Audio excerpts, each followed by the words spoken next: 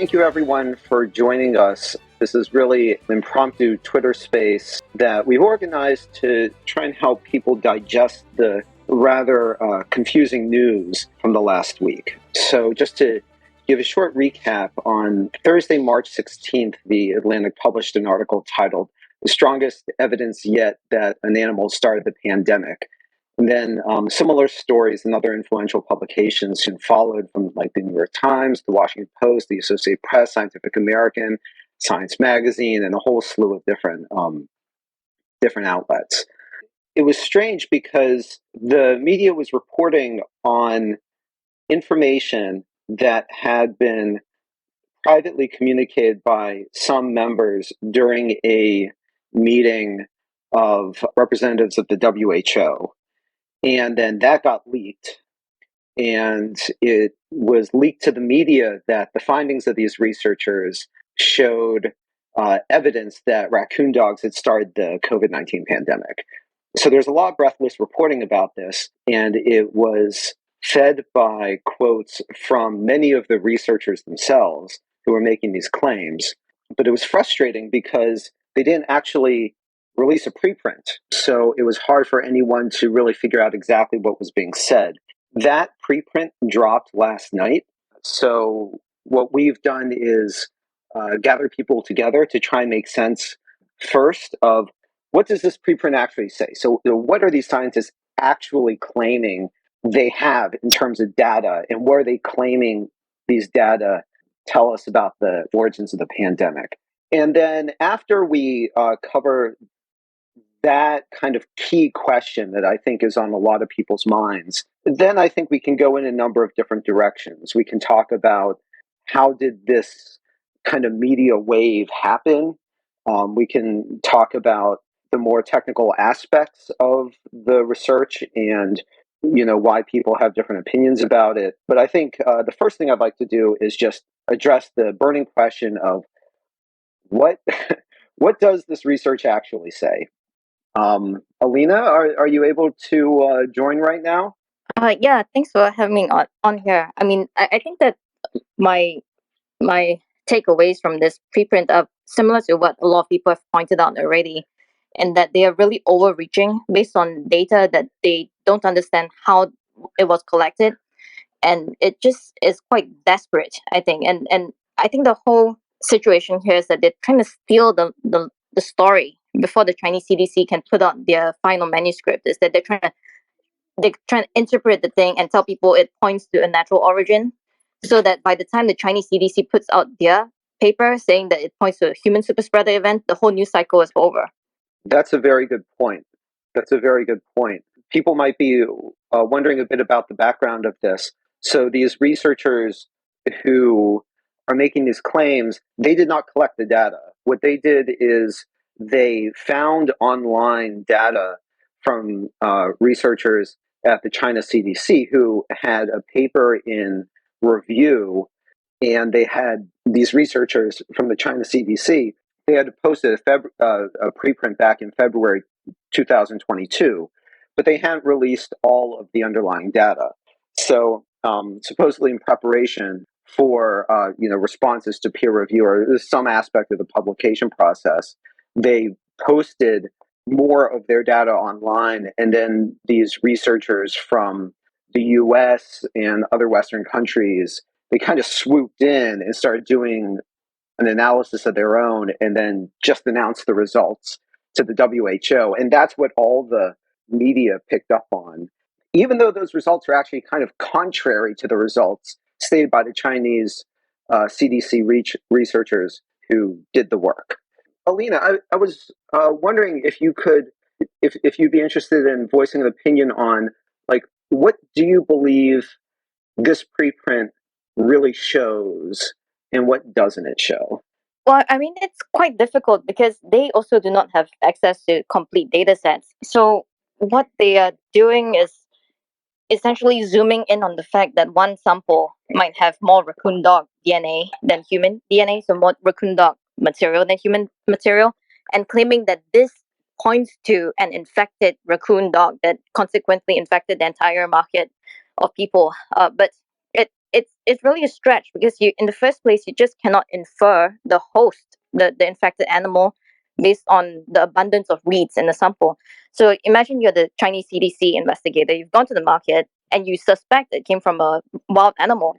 So you're taking all these samples from tables, from fridges, from the floors, the sewage, the toilets, and if you find the sample with more raccoon dog material, and that doesn't mean that that the virus in that sample came from raccoon dog. You can't really do that. It's you have to actually investigate, find the infected animal, whether at the market or supply chain. You can't just say this is proof that all of the virus in this market, the size of more than 9 NFL fields, came from this raccoon dog or this store.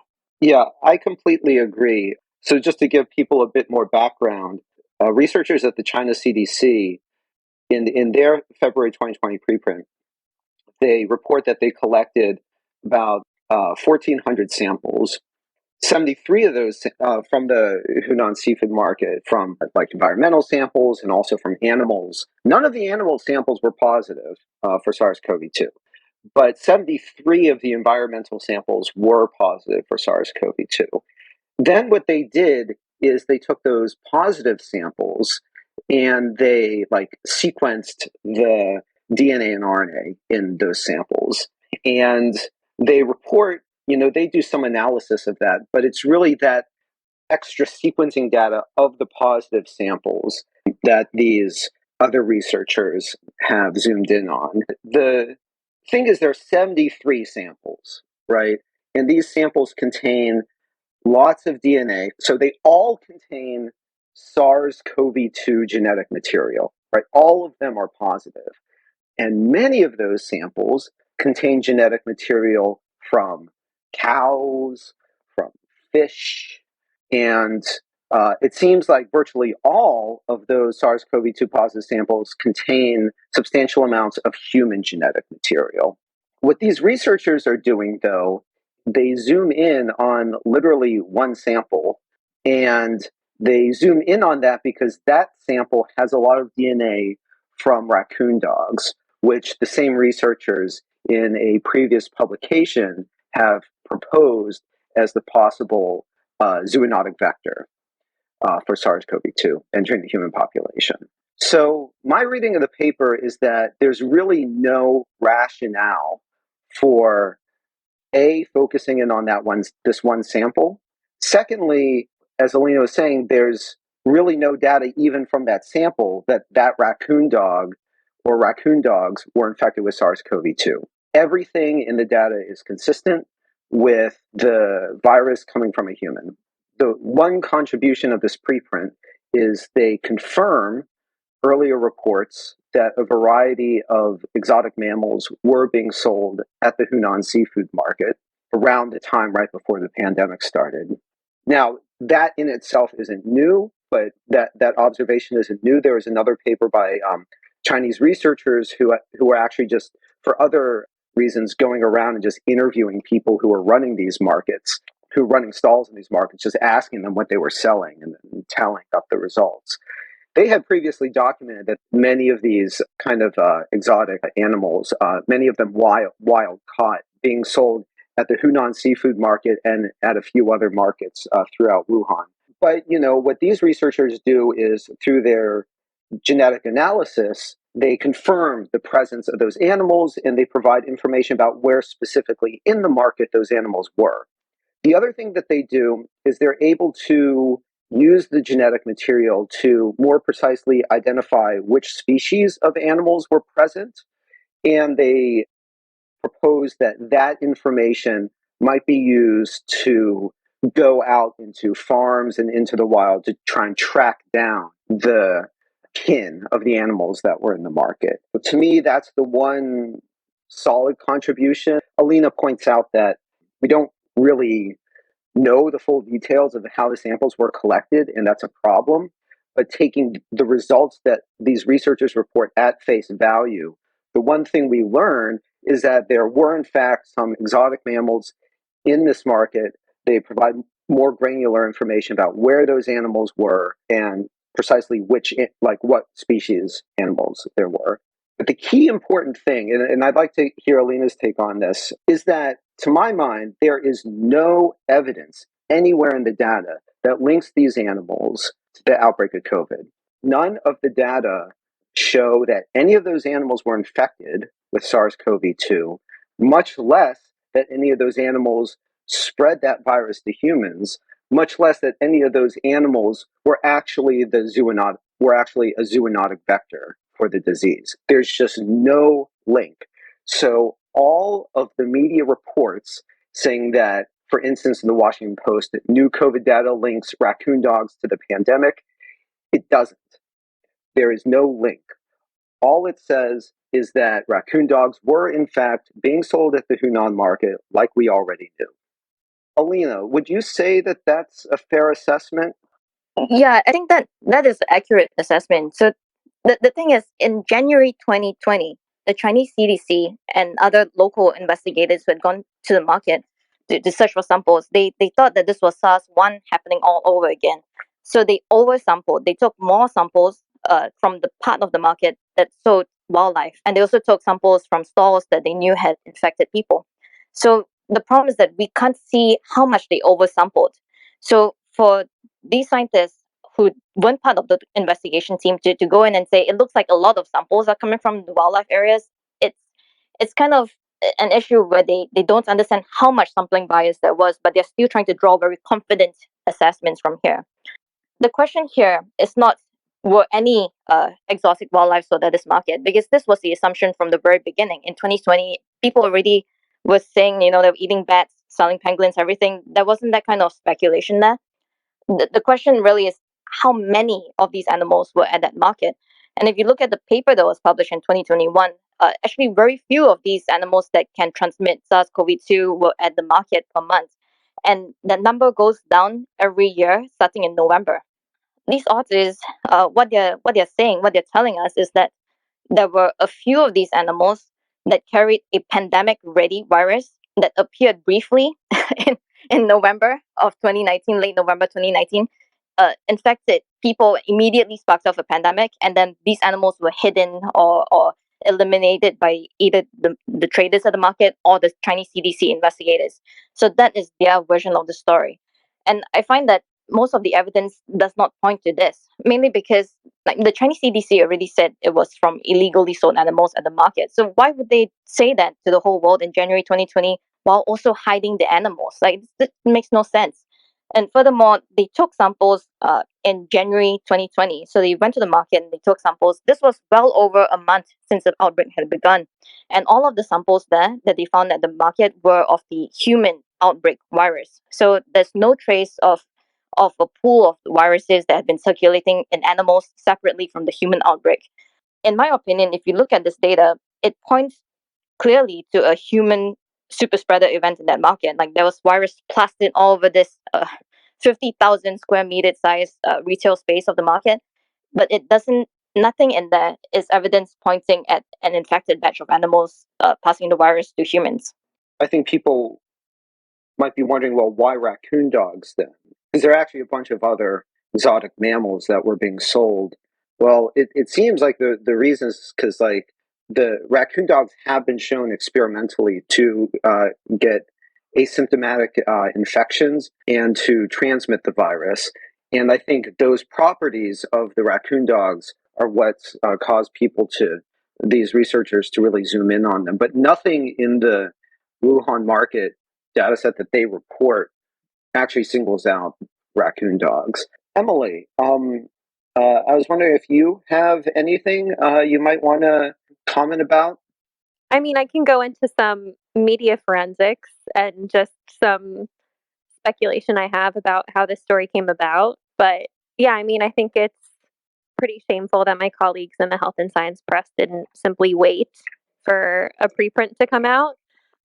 I think we saw a very similar dynamic around this time last year when Gao's preprint first came out, indicating a super spreader event at the wet market was totally overshadowed by their Western colleagues saying the wet market was the unambiguous epicenter and definitely the source of the pandemic.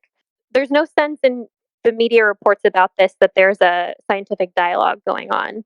I think there's a reason to look askance at the China CDC. I think there's also a reason to look askance at Western virologists who have consistently overstated their claims, always in the direction of a natural origin, and who didn't tell us that they were working with leaders of scientific funding institutions on one of their papers until it came out via FOIA. I think at the very least, I don't think reporters should say the Gao paper is definitely right and definitely superior, but they should at least reflect that there's a dialogue going on here. And I think honestly, reading the preprint last night, I'm not a scientist, right? But I think just observing the human behavior here, there's some chauvinism by the Western virologists who seem to believe that they can interpret an incomplete set of data collected by Chinese scientists better than the Chinese scientists can. And for me, someone who has received a lot of criticism for looking into the lab leak theory around xenophobia, I try to be really thoughtful about, not engaging in xenophobia or anything that could remotely look like it. And I'm just kind of surprised that some of the same virologists who have made those critiques about my work have not been thoughtful in the same way. So those are my overall thoughts. But I can go into like more speculative stuff about how I think this might have happened.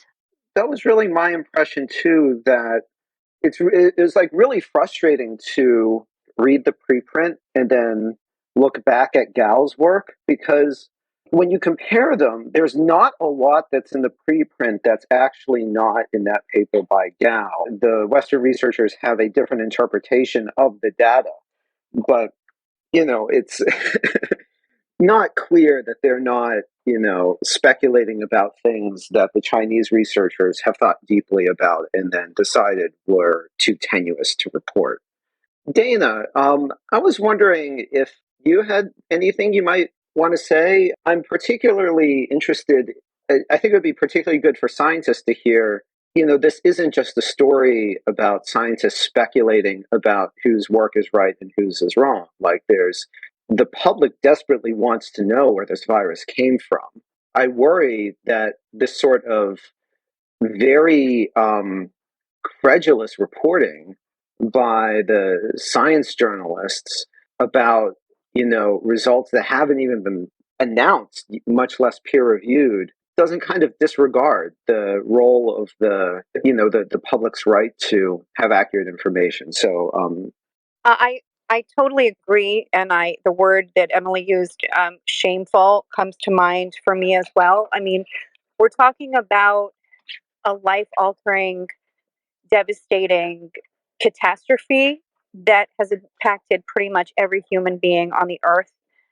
And I also think that this continuous focus on the wet market is strange when we should also be talking collectively about what happened at the military games. I don't know that people are aware about, of all the athletes that got sick in October 2019 at the military games, and how many articles were written about that. There were thousands of athletes from about 100 countries there, and many of them returned home sick. And the Washington Post has done stories on it. Josh Rogan. I'm not sure why this isn't something that's really known to the public as well. I'm curious if Alina or Rina or you or Emily, anybody wants to comment on that. That's more in the expert space. Dana, unfortunately, Ryan is having trouble joining us, and so is Steve. The implication being that you're saying that if there was a spread at the military games, that excludes the wet market as being. I mean, look. I think it's a very interesting piece of the story that doesn't get talked about enough. It seems to be an elephant in the room to somebody like me. I've talked to numerous scientists about it, numerous lay people about it, who like me are interested and concerned bystanders, and none of us understand why that's not being openly explored. The information is out there, and so what happened there? That's my question. What do you all think So, the role of the military games could have played in all of this. The leading market spillover hypothesis right now has to rely on this outbreak starting only very late in 2019. So late November or even early December. They say that the spillover is happening in December. But this is just incompatible with what we understand about the outbreak and that it has spread so many countries so fast. And we also know that there were cases where WIV, so the Wuhan Institute of Virology lab personnel, had been sick in the fall of 2019 with symptoms consistent with COVID-19. This all this hype about the market, and we've seen this just consistently over the last 3 years. Every few months they will throw out some new like this positive evidence about the market, and then people will see that it's actually not that this positive, and the cycle continues and continues, and it's distracting us from actually doing a rigorous investigation of whether this came from a lab. And that evidence might even be here in the US because in 2018 US and Wuhan scientists wrote a proposal and submitted it to DARPA here in the US, laying out essentially a blueprint to create COVID-19 or worse. And if that work had already begun, it's likely that they would have communicated between Wuhan and US, sending documents and emails and phone calls potentially to here. So, in my opinion, all this distraction about the market is taking time and energy away from chasing down actual evidence of the origin of COVID-19. That's yeah. my impression, and thank you for sharing that, Alina. So one thing that I think the public, it's important for people to realize is that the researchers behind this latest news cycle, they're largely the same researchers who have who put out science papers last year claiming dispositive evidence and incontrovertible evidence that the pandemic started in the Hunan seafood market. Some of the same researchers who in March 2020 published this now kind of infamous paper, The Proximal Origins of SARS-CoV-2. And it's the same researchers who, while writing that paper, discussed among themselves that they thought a lab leak was actually very likely. But then they had a teleconference with the heads of their funding agencies, and lo and behold, 3 days later, they submit a manuscript that does a 180 that says, nope, nope, nothing to see here, can't be a laboratory origin. They hid their doubts from the public. They hid that conversation with the people who control their funding from the public. And they have never provided any sort of credible explanation for why they changed their minds. Any sort of explanation that can come up against first contact with criticism. So, this is and this is the same group of people who have repeatedly sold their findings in the press very, very aggressively and far more aggressively than in their actual published work. So I view this particular set of researchers as not trustworthy at all on this matter. And that throws a whole new wrench into the works because I don't think that we can put our faith in this group of people the way people often like to put their faith in scientists. So I will say, Justin, a wise person on Twitter today said, I think I missed the day in J school when everyone else learned you can be repeatedly misled and embarrassed by a source, but so long as they have a PhD, you should continue to trust them. I saw that on Twitter today. I thought that was a very, very, very wise statement. I'm not sure who said that. I don't know. Is anybody? Anyway, sorry. Some brilliant sage. Okay. I want to just, Justin, can we talk a little bit about the database thing? So it appears that the database that these researchers got their data from, the database itself is very angry that they put out this preprint, and they're saying it violated the terms of data use. Yuri Deigin is here. Do you have any comment on that? Yeah, well, I mean, it seems that like if the GISAID is to follow the letter of the law, that they might have a good case for disabling access to the researchers. But of course, I think, we've been calling on China to release all sorts of data and be more transparent. So I feel conflicted that, the researchers that put out this preprint got this very abrupt cancellation of their database rights. But I think this kind of bit of a distraction from the actual problem, that we don't really have the full data from Gao et al. And all other data from that was available from, well, in China from the early days, in terms of whether Gusade was right or wrong. I leave it up to like the legal experts, but just like from a transparency and spirit of investigation point of view, I'm not a huge fan of them doing this to the researcher, as much as I don't agree with their interpretation or their going to the media and hyping up this essentially non-result. I think that the GISAID cancellation is a bit of an overreaction on the GISAID part. Do you have any reaction to? So, do you have any comment on what we do learn and what we do not learn from the latest preprint? Yeah, in terms of the result, I think it was really overhyped. That it's telling us something new about the potential origin of COVID, or the market origin of COVID, and it absolutely does not. I mean, it just confirms that at some point, raccoon dogs and a bunch of other animals were in the market, and it might just tell us if a few different species that weren't originally mentioned that are potentially susceptible to being infected by SARS-CoV-2 being there at some point. Again, I just want to reiterate, it doesn't, like, mitochondrial DNA is pretty durable. It can survive for a long time. So just because it was present in the surface samples at the time of collection of those samples doesn't mean that the animals were immediately present just before the collection. It could have been months that they were there and just shed their cells, and then mitochondrial DNA stuck around for us to then be able to sequence it.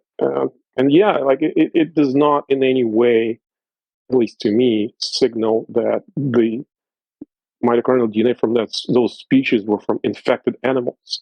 And even if they were infected, it absolutely does not mean that they brought the virus to the market. They could have, just as humans got infected by spreading the virus, the animals could have gotten like a secondary infection or reverse zoonosis. Yeah. So it absolutely does not, like, to me, justify the spin that the authors, I don't know if it's the authors or the journalists, who got the authors to really upsell their preprint or like report. Speaking of which, I just want to. What do you think, Yuri, of Ebright's Emperor's New Clothes analogy that he dropped today? Did you see that one? Yeah.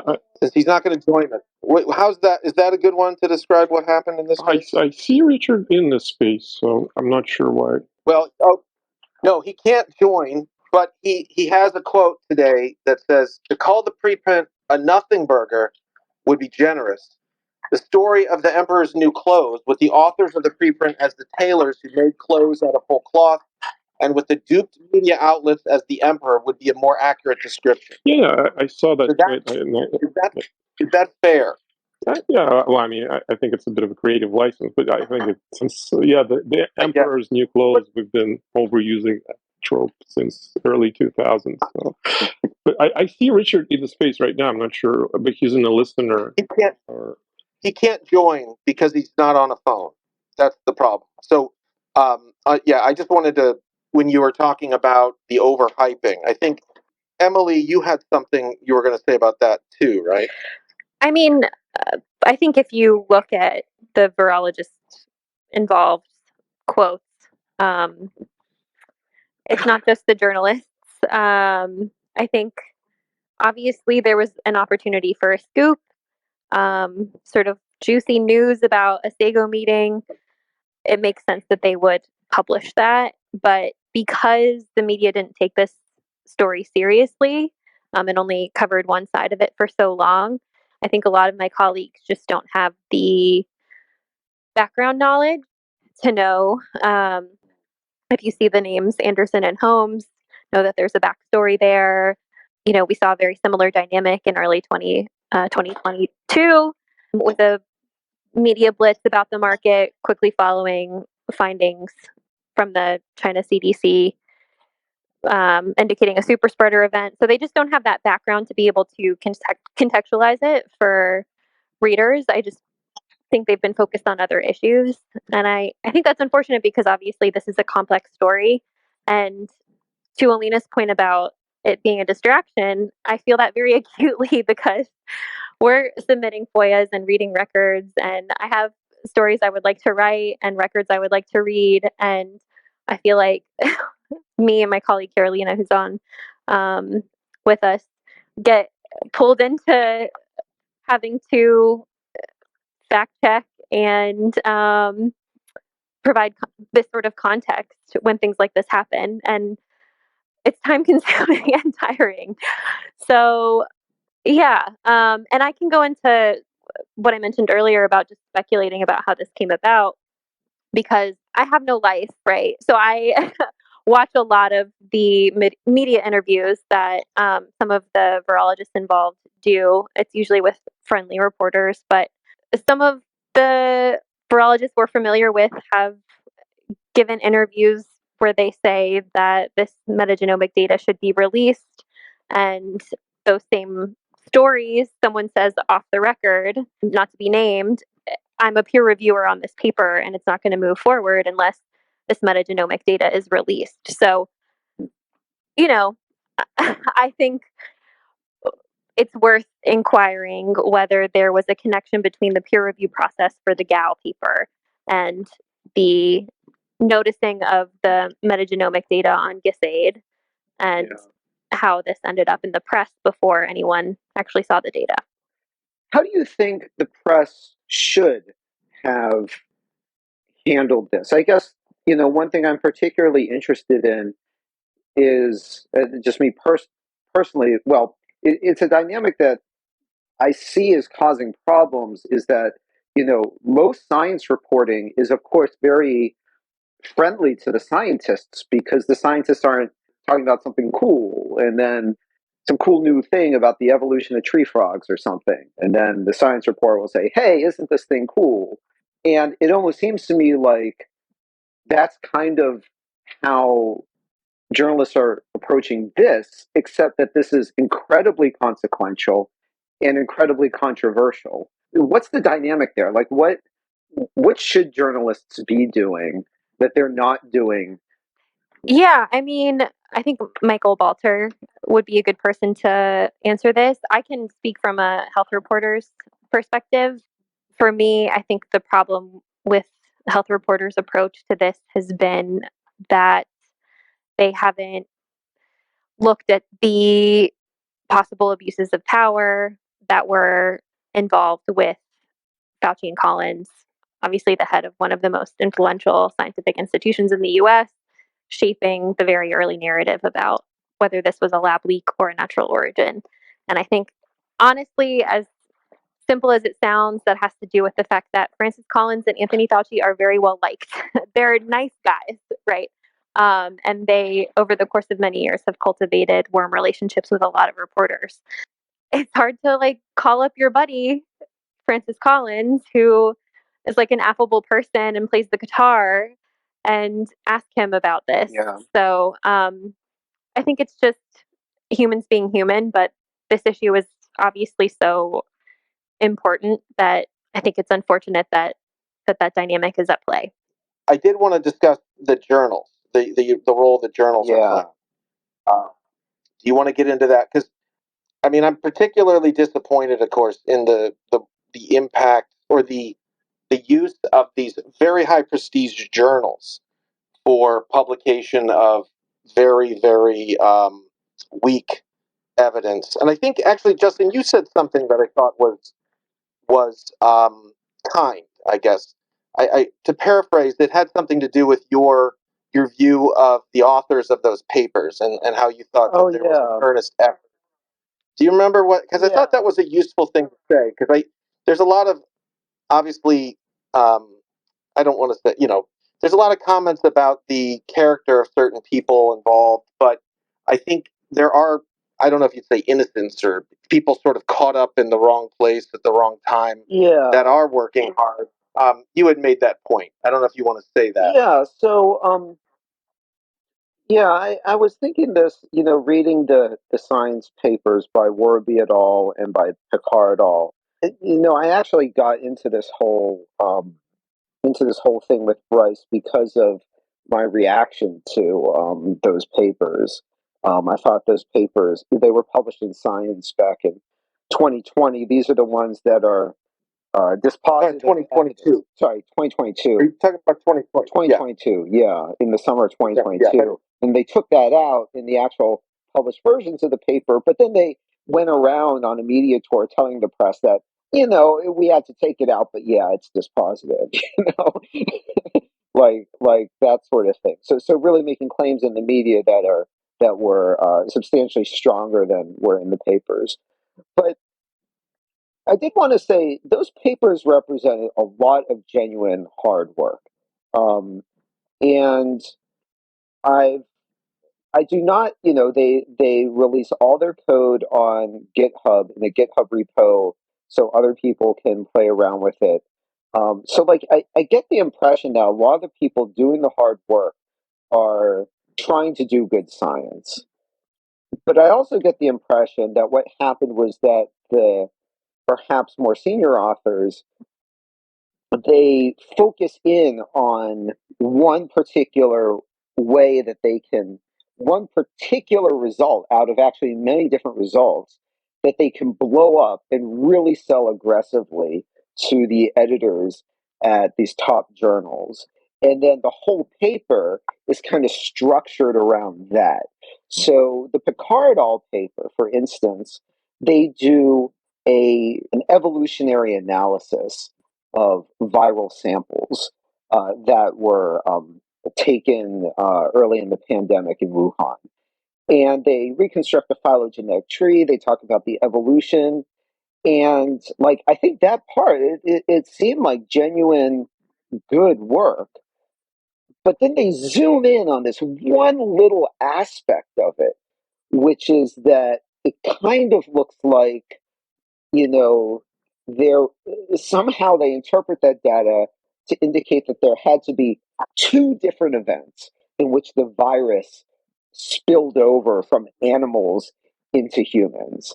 And that part of the paper is like super, super weak and super fragile to sampling bias and the violation of other violations of assumptions in their mathematical models. But then that's in the abstract, that's in the title, that's what all the press report. And meanwhile, all this other hard work that was actually done pretty diligently gets drowned out. That was really my impression with those papers. And actually, that's my impression with this preprint. This preprint is, the way it's written is a lot more measured than what the authors of the preprint say in the press. Like in this preprint, they explicitly say that you can't judge the source of the virus by which animal had the most genetic material in a sample. They explicitly say that, and yet in the media, the authors of this paper are like wink, wink, nod, nod. Like it provides an intriguing clue, right? There's so much insinuation there when they're talking to reporters, but like the preprint itself is quite measured.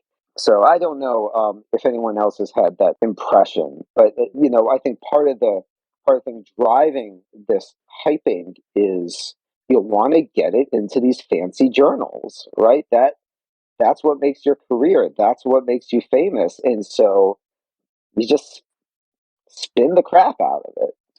Let's not beat around the bush here. It's worse than this because what's happening is the journal's prestige is being used to drive a narrative. It's very clear. Yeah.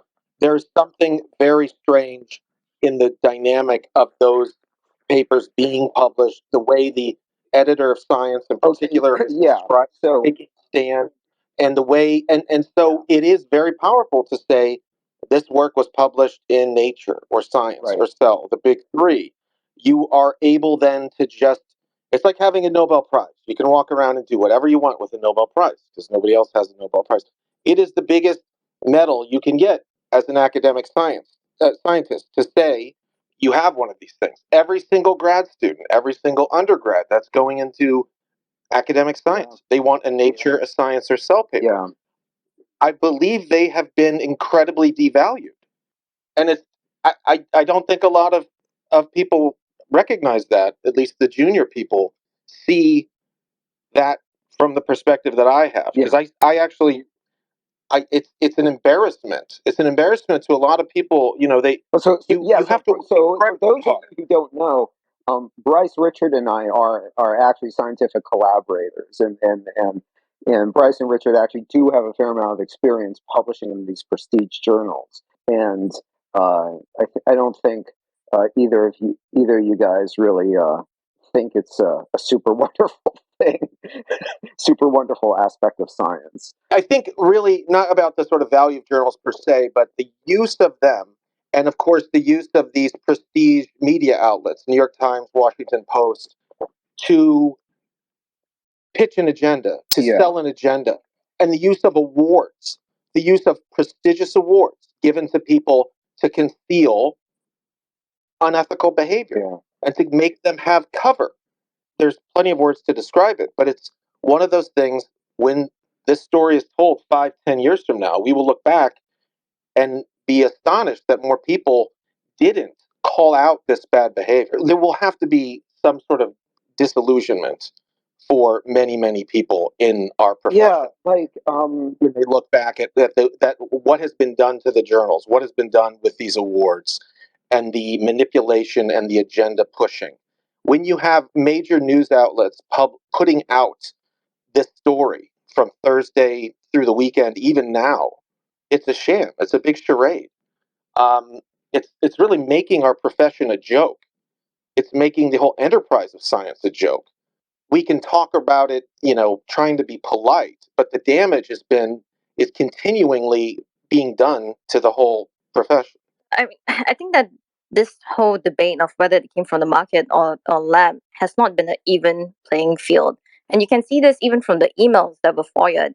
So if you look at proximal origins, the submission letter to Nature, I mean, Christine Anderson was writing to the Nature editor saying, hey, this letter was prompted by Jeremy Farrar, Francis Collins, and Anthony Fauci. Like he was literally saying like these top scientific leaders prompted us to write this, so you should consider our work. And really, and it's not a crazy thing to say that there are networks of top scientists who know top editors, who know top journalists, and they picked one narrative in early 2020 and they ran with it. And so all this effort trying to put the lab leak back on the table has been such an uphill battle, because you have to convince the journalists that you're not crazy, you have to convince the editors that you're not crazy, and then you have to convince the scientists that you're not crazy. So it it has been, I think it's now reached this completely unproductive stage where there's no platform for scientists to publicly live talk to each other, work through the misunderstandings, work through what they disagree about.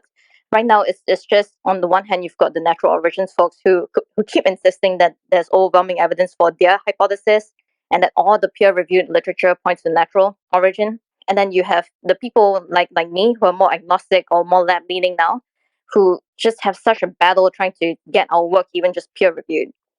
Yeah, I really wish that Rhino was able to come on, because she talks at length in her book about how this is a consistent thing that scientists, like the establishment, just reflexively never wants to admit that outbreaks could have a man-made cause instead of a natural cause.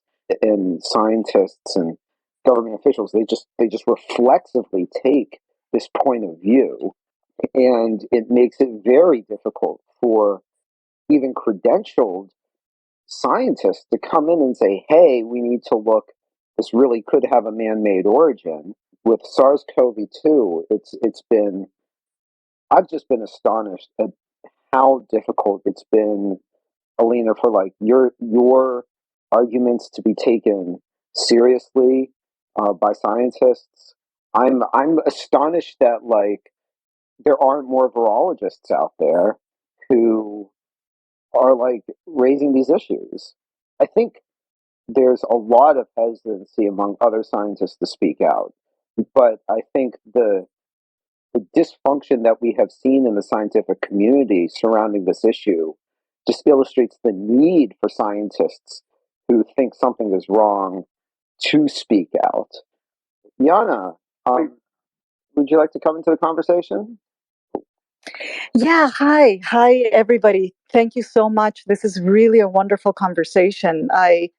Um, I am a member of Biosafety Now, and I am an anthropologist. I am not a natural scientist. I've been following, of course, the story, the origins question, and I think that precisely because we are dealing with a pandemic that has affected the whole entire globe, that we're really moving beyond. This is really not an issue right now of a fight among scientists, and that's obviously something that is taking place.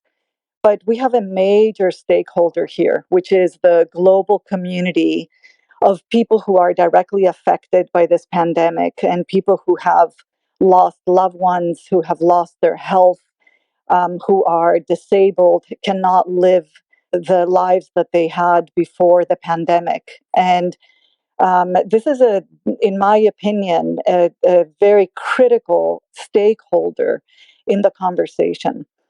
Unfortunately, I feel that these games that are being played by the scientists who are very close to this issue and who are publishing these letters and papers and all of that, and who have such good connections with the media, I feel that, of course, in addition to confusing the scientific debate about what's going on and distracting us from a real investigation into the issue, the additional effect is that this fight is also, I think, at the end of the day, disempowering this major stakeholder, which is the global community, from gaining clarity on what is going on and from being able to participate in an informed fashion in this debate. So the effect, I think, is quite corrosive because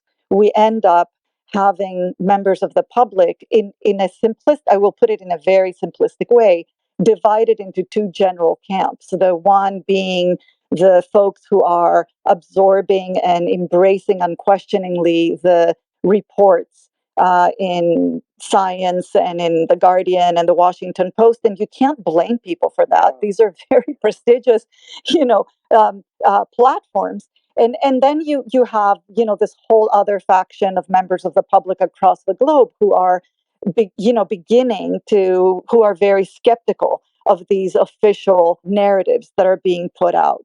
And so I think that I don't know where the story is going to go, but I think that the damage, as others have said in this conversation, is really profound. That this is not just damage, in connection to what's the answer to the question at hand, and the question at hand is, where did SARS-CoV-2 come from? But the damage goes way beyond that, to obviously a lack of trustworthiness anymore of major platforms that we all depend on for our hold on reality. And I'm referring both to scientific journals, magazines, and the media. But at the same time, we have members of the public who have every right to have clear and reliable information so that they can participate in this conversation, because we are all entitled to participate in this conversation, because we are all horrifically affected, and we can't. And so I think that we, on our agenda, on our list of tasks, we really need to add not only the how do we rebuild this wreckage of the scientific establishment, which is collapsing in front of our eyes and making a mockery of itself. How do we rebuild that? And then also, how do we empower a critically important stakeholder here with reliable information. And that's the global community that, again, in my opinion, has every right to participate in this discussion and to weigh in on the future of gain of function EPPP research. Well, thank you very much, Yana. I'm really, it hits me really hard, this point about the public deserves good information. And I've brought this up before. I don't know if people agree with me on this analogy, but the current situation with this group of researchers pushing the zoonosis hypothesis, prestige journals going along with it, and then the kind of shoddy reporting on the whole thing. It just reminds me so much of the intelligence failures in the lead up to the Iraq War, where the intelligence community, these really are like intellectual people, and they have deep expertise in things, and we were supposed to be trusting them with information, critical information about national security. And there were reporters who were very cozy with them. And it turns out the intelligence community is getting their information from unreliable sources, and there's kind of groupthink, and they're this is kind of a generous take on it, and then they come up with these faulty intelligence assessments that are breathlessly reported by reporters, and then the stories like yellow cake and aluminum tubes, like they had similar sort of waves in the media. I remember this from back when I was, about to enter graduate school, hearing about aluminum tubes, and there was a whole week where it's all anyone was discussing, and then like it kind of came out, oh yeah, those aren't really special aluminum tubes. But it was the same sort of thing, like it's this sort of really weak evidence that was just propagated by supposed experts through like a media that was really acting like an excitable material, like propagating waves. And I don't know, I just get such deja vu, because I think like the same thing is happening here. There's severe community dysfunction in the virology community that's pushing these stories, and within the scientific community as a whole, not holding those people in virology to account for the actual claims that they're making and the effects that those claims have on a public who are very rightfully hungry for real answers, and they want to be able to trust the scientists, and they think they can trust the scientists, but they actually can't. It also goes to a point Alina was making a second ago that I wanted to come back to, about the idea of being able to freely share ideas and have real discussions about them, Yeah. even if those subjects are, there's too many taboo subjects. When people ask scientists questions based on what have been labeled, conspiracy theories, if the scientists need to address them in a scientific manner and not simply just label them conspiracy theories. There's way too much of that, such that even within our own group, we can't, we've got enough of a struggle to try to tackle, gain of function and EPPP, that it's not, we cannot go into some other topics which are related and are important, but it would be easily something that could derail us from our core mission, which is to first take out gain of function EPP.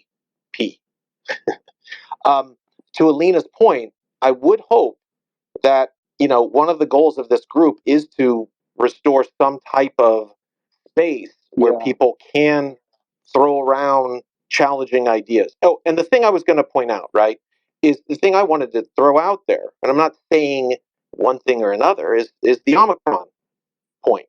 There is, a group of people that, are, well, I'm not going to say a group of people. It's a scientific question. There is a question about the where Omicron came from. If it was actually not like developed through a research related incident as well, right? But heaven forbid we talk about it, because now that's a horrible conspiracy.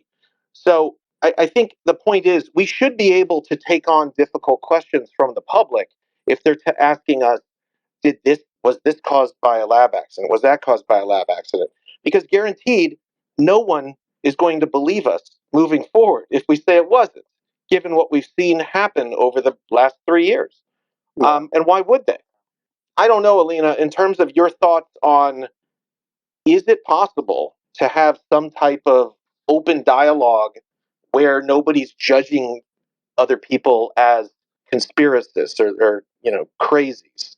Or do you think that's or is that just the privilege I have because I'm a tenured professor and I can do whatever I want, and people that don't have that position really can't and shouldn't, because it's just not a safe environment for them to deal with that.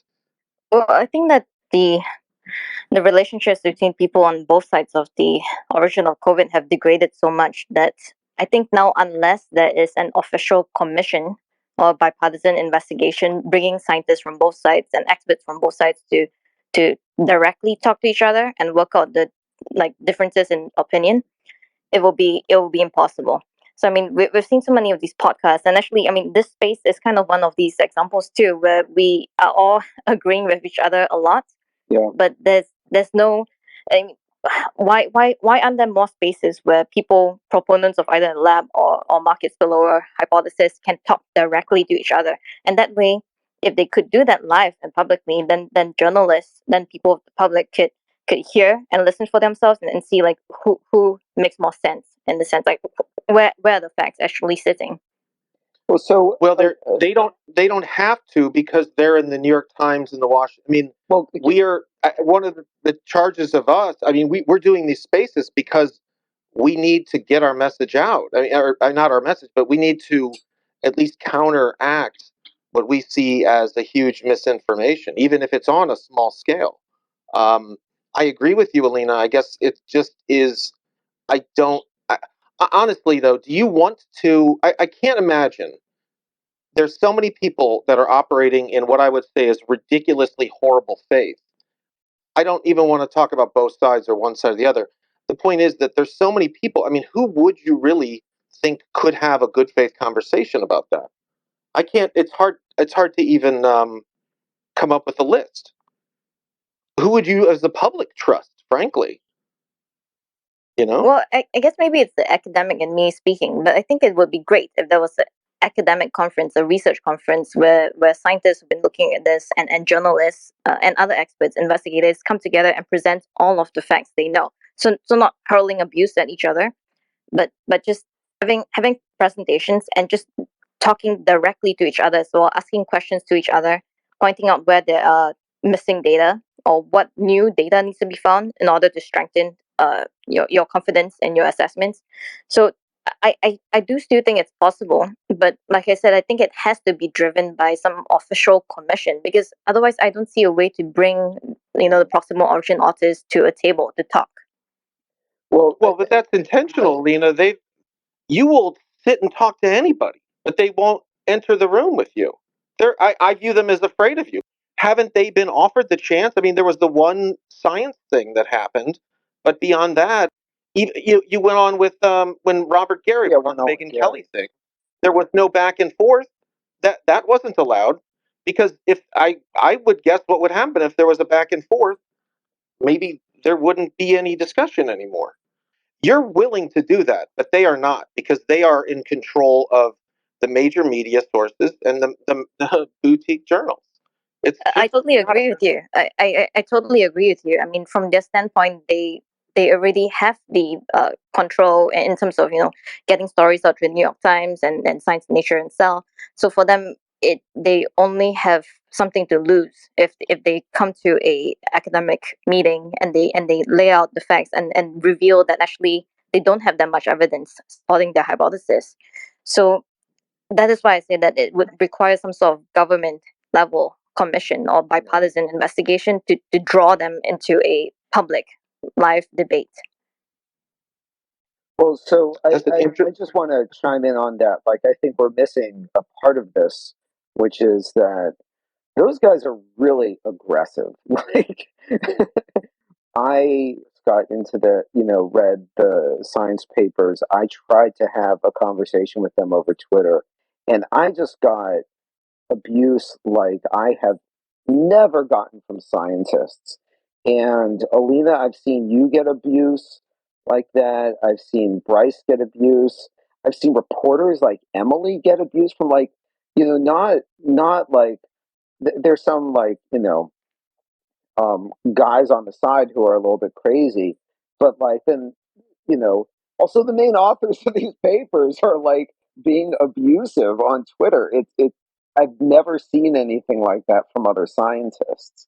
I think I agree with Alina that there needs to be official investigations, but I also, well, and actually more to her point, the origins of COVID are like a major issue for national security.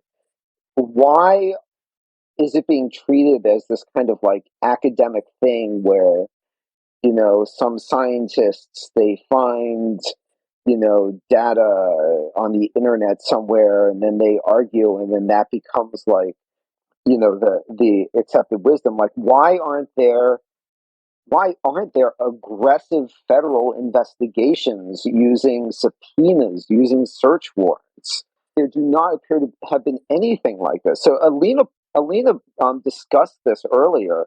Um, these researchers in Wuhan, who seem to be if it was a lab leak, it most likely came from their lab. They were collaborating r- pretty closely with researchers at the University of North Carolina.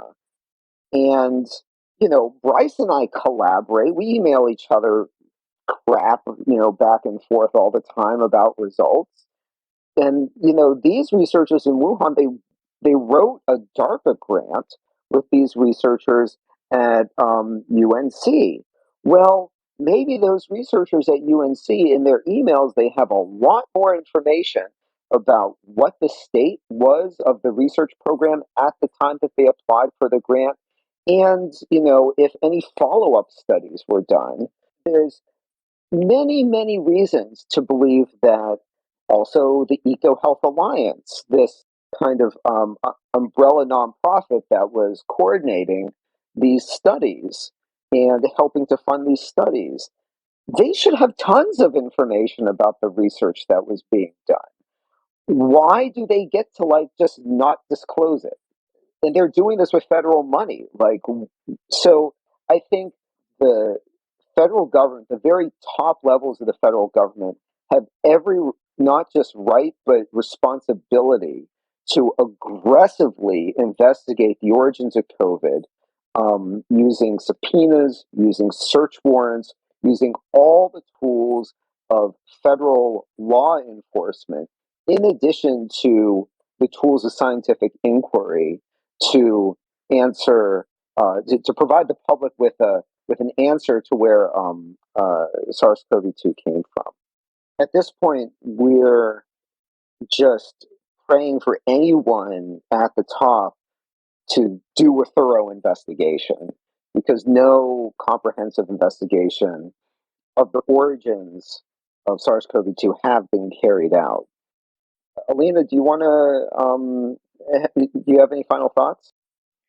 Sure. I mean, I think that right now that the best way to find the origin of COVID is unfortunately going to require subpoenas, because it's clear that there are people here in the US who sat on extremely relevant information for several years after the pandemic started instead of sharing with the public. So relating to that proposal that we've talked about a couple of times already in 2018, where they laid out a blueprint for essentially COVID-19 or worse. So all this back and forth, is there a raccoon dog in that market or not, like it's so ridiculous, and it's wasted so much time and energy of the people and gone through so many news cycles when truly, if there had been a serious effort to find the original COVID-19, it could have been done in early 2020. The information might have been sitting here in the US all this time. I completely agree. Maybe we can get follow-up reaction from Dana as well. We always got to go to Dana. Yeah. Of course. Everyone needs to hear Dana. Come on. I'm bummed that we can't talk to Rhina. Is she her? I'm sorry, bummed. I had to jump off for a little while, but I guess we're still not able to bring her on. No, it's our loss. Well, very shortly I will be releasing a podcast that we did together. She was fabulous, and I'm super excited about that. So we'll put that on in the next probably 2 weeks. So we'll keep you posted. You'll get the first copy. Anyway, I don't really have any questions at this point. It's just my usual, wanting. I I don't know how to answer your question, Bryce, about who we would trust to come on and refute, us and talk about this, because there's been so much dishonesty, and it would be so nice if we could have that conversation and have a debate, an honest debate, but I'm not sure that's possible. Dana, I think you and I can both agree that probably the only person we can trust is Yana, right? Honestly, I don't trust myself. I know I don't trust Justin for sure. Oh yeah, no, something's up. No, and I did announce. Remember, Bryce is super shady. But we should go to Yana now for some of her final thoughts. Well, I'm just very grateful for this conversation tonight, and for everybody who participated as a speaker and as a listener. I think that I would like to see us work really hard to communicate to the public that this is an issue and a conversation that they have every right to be a part of and to demand clarity on, even when we don't have the answers yet. There's still a lot to learn. There's debate, there's inquiry, but that the global community has every right to an honest and transparent conversation. And I think that this specific conversation tonight moves us in that direction. And so I'm very grateful for that and for everybody on here. And I would like to work hard to figure out how we can do more of this and really bring in more people from all corners of the world to participate in this discussion. Thanks, Yana. Okay. You want to see if Yuri? Do you have something you want to say? Sure. Yeah. Just final thought about the data availability of Gao et al. And yeah, I would love to. I mean, hopefully they'll release their underlying data. But for now, I mean, all those authors that got blocked by GISAID, I think they can finally share the data that they used for analysis. I mean, they downloaded it. Angie just tweeted that she downloaded. Why can't they share it now for us to verify their analysis? They don't have to make it publicly available, but if they've been able to share it between themselves, among themselves, I mean, now I'm sure they can share it with people who would like to, review their work. So if we can organize some sort of like a public, outcry or a public tweet asking them to share, not publicly, but like to interested researchers who might want to double check their analysis or to do their own analysis of the Gao data.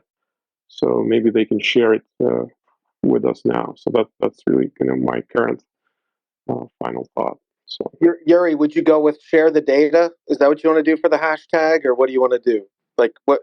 Share the data? I'm not into hashtags. I hate hashtags. Philip Marcolin hashtag use. I think it's oh, he's gonna.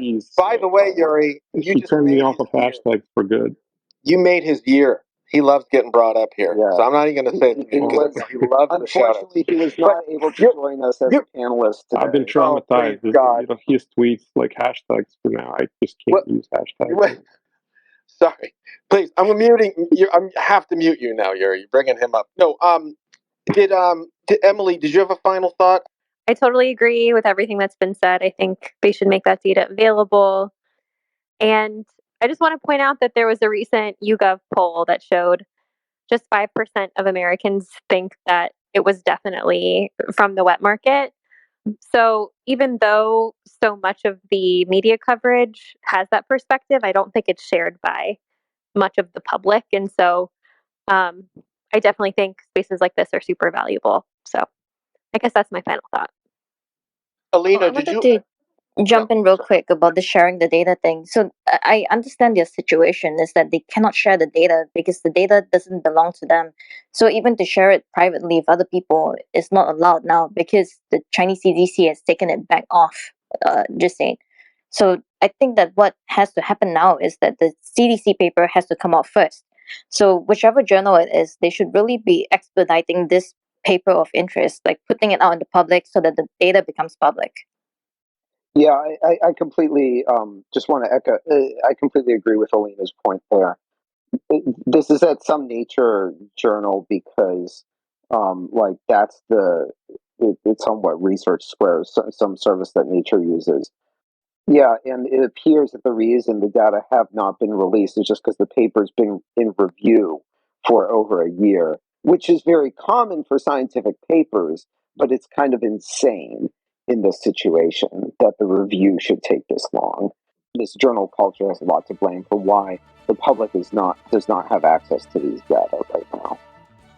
I want to thank Bryce for helping put this together. Alina, Dana, Emily, Yana for joining in, Raina, Steve for trying to join in, Yuri for coming in on the fly. It's been really great having you guys here, if only to kind of decompress after kind of a week of insanity and try to assure one another that we are not all crazy, that there is actually something weird going on here, and that we're still sane observers living in a weird world. Okay, and I would just encourage all of you who joined in, please take a look at the Biosafety Now website. We're a nonprofit founded just very recently by scientists and members of the public who believe that regulation of dangerous pathogen research really needs to be in the hands of the public. And we're trying to advocate for stronger biosafety regulations. And right now, like, we just founded this organization. We're trying to make it work. So check out the website. And if you want to participate or contribute, please let us know.